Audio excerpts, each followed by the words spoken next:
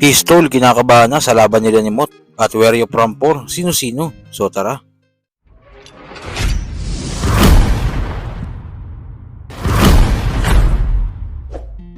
Malapit na nga magharap si Mot at Pistol sa second round ng Matirang Mayaman dahil nakalusot sila sa unang round.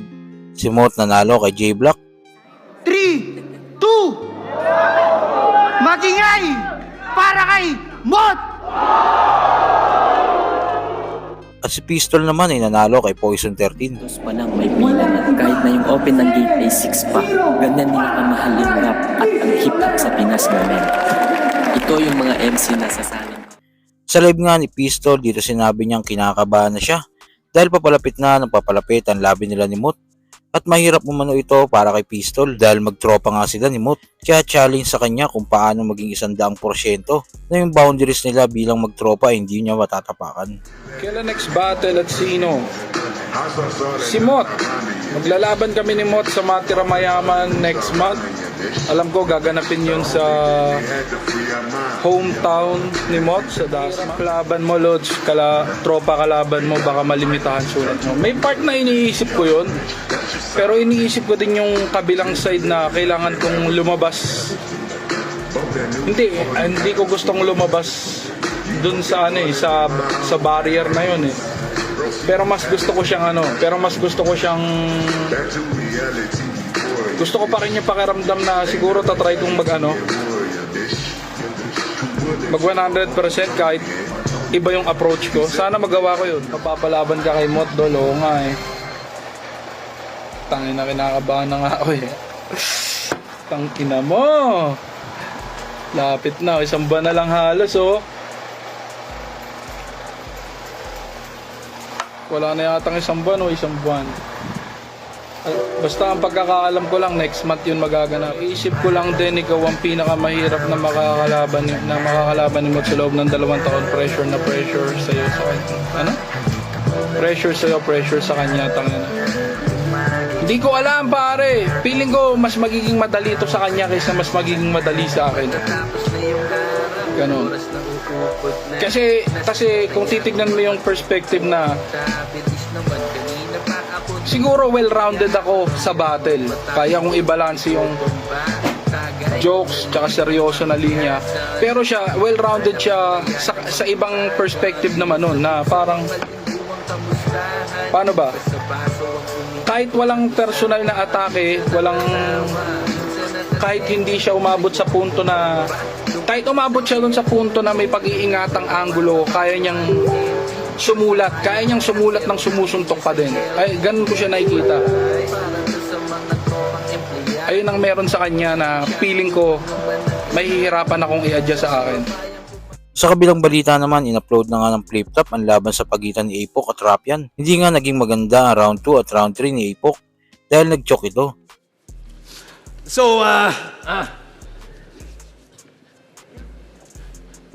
Samantalang si Rapian ay consistent. Bigyan mo ako, Jean! Ba't ako matatakot sa demonyo? Saksi yung Tres Diablos nung nakipagdurugan to sa ilalim. Ba't ako matatakot sa demonyo? Sa sulugan ako nang galing. Di ako matatakot sa'yo. Kahit mag-battle tayo every day. Alam niyo na nangyari sa self-proclaimed na rap devil na dating nakamanban. MGK! Matanda ka na, tama na pakikipagdakdakan. LBJ! Total malapit ka na mag-38, mamamatay na to sa 38, di ka heavyweight? O matanda na yan, pero walang pinagkatandaan. Sarili nga niyang sulat, di niya matandaan. Iba din siguro yung challenge kay Apok dahil bago ang kalaban niya at unang beses niyang sasali sa isa buhay. Kaya ano technical? Ha? Sigurado ka ba dyan?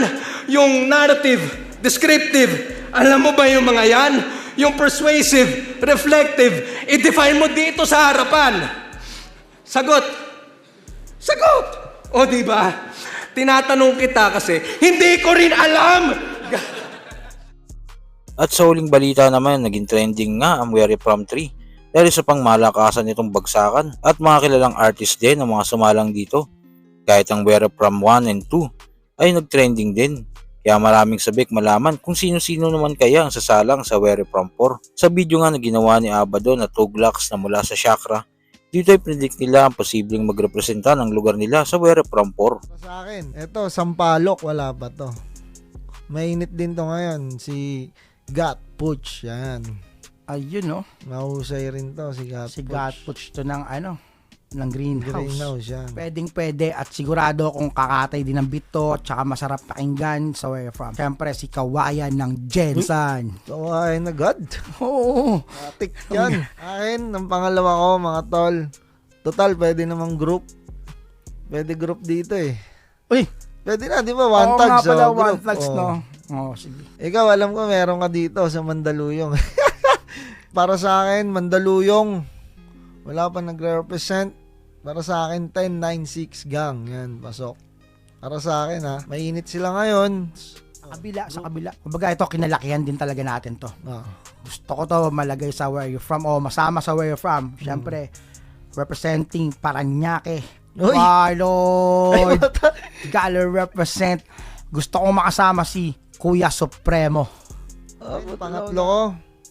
Yung pangatlo ko kasi pareho kami. Kita mo yan, di namin alam yan. Ha? Hindi namin alam to parehas. Ang next entry ko, syempre, Kainta.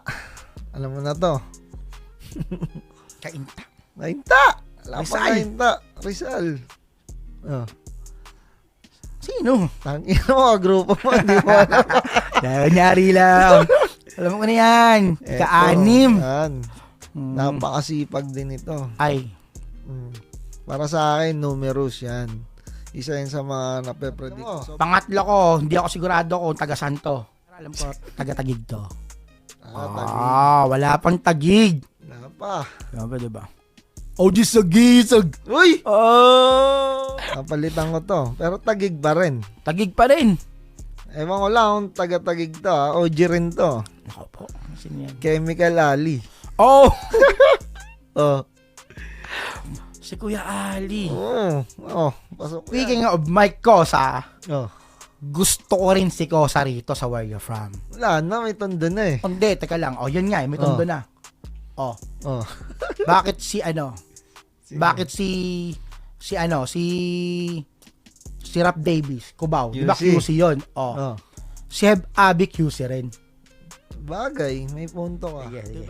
Eto naman, next ko. Para sa akin, gusto ko rin marinig to. Talaga solid din to. Sa Where You From. Kung di H. Santos, Tejeros, Makati. Ayun, ano na natin to ha. Itawag doon. Rumble nila natin. Nilalatag na lang maayos yung Where From. Oo nga, no. Kumbaga, mas malinaw na usapan. Kasi yan, saan yan? Sa akin, ito, si Pauline Bolen. Ay, oo. So kayo ba, sino ang tingin yung posibleng sumalang sa Where From 4? Kung ano man ang saloobin mo, comment mo lang sa baba na mapag-usapan natin yan. So yun lang. God bless.